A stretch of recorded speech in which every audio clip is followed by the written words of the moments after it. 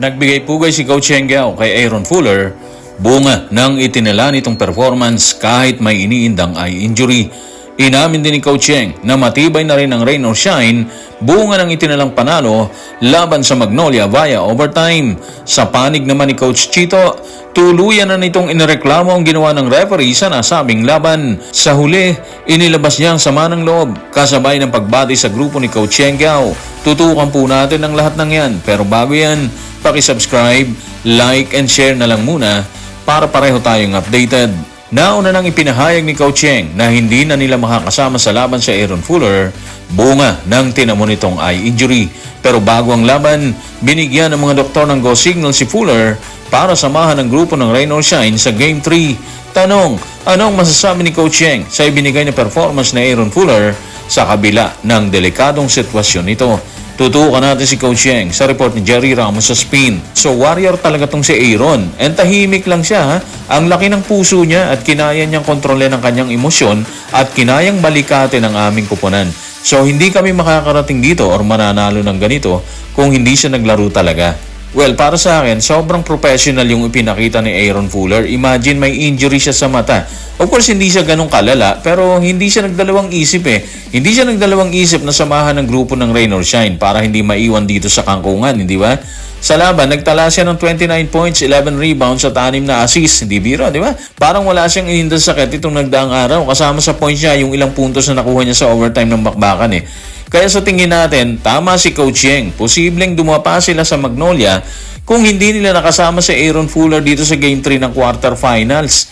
Siyempre hindi niya kinaya mag-isa yan. Andyan din ang ilang locals na nagtala din ng double digit sa laban. Si Clarito, meron siyang 18 points, 8 rebounds, 2 assists at 1 block. Ang laki nito, di ba? Hindi lang yan. Si Mamuyak, nagtala naman siya ng 15 points, 7 rebounds, 5 assists at 1 steal.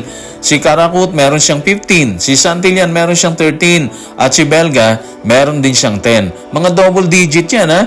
Grabe talaga yung trinabaho nila kagabi. Alam kasi nila na wala nang bukas kung matatalo sila dito. So tingin natin, ibinuhos talaga nila yung lahat dito sa Game 3. Sa panalo ng Rain or Shine ay tila walang pagsidla ng kasiyahan si Coach Henggao.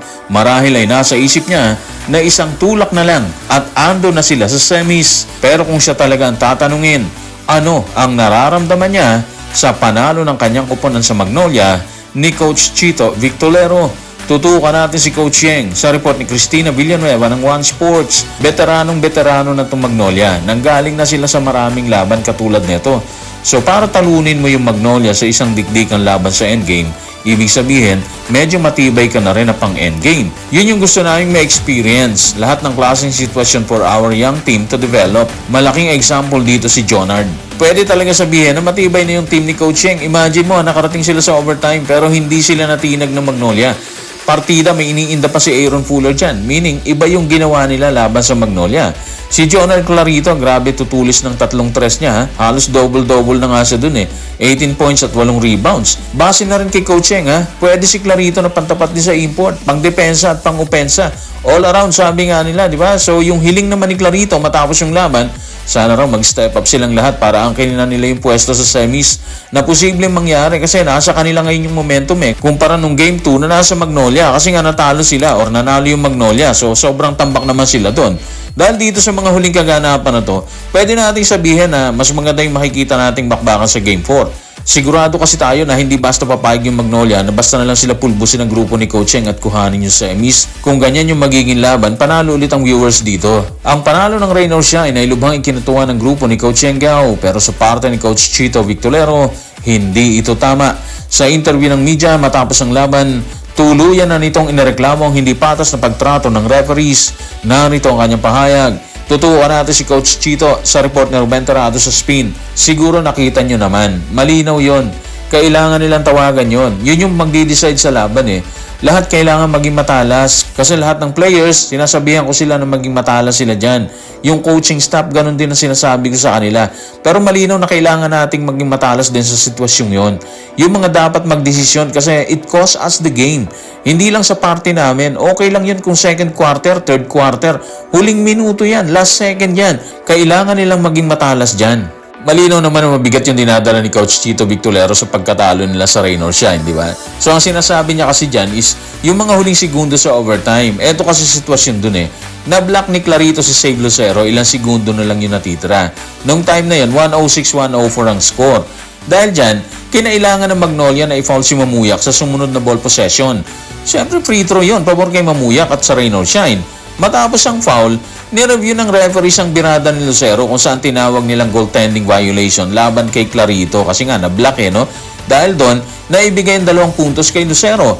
Ang problema, na-foul na nila si Mamuyak and yun yung pinaglalaban ni Coach Chito doon. Hindi sila sana nag-foul, sinasabi niya kasi na hindi sana sila nag-foul kay Mamuyak kung naklaro kagad ng referee na goaltending violation yon kay Clarito. Tama yung sinasabi niya, di ba? Hindi sila magpo-foul Bakit sila magpo-foul, di ba?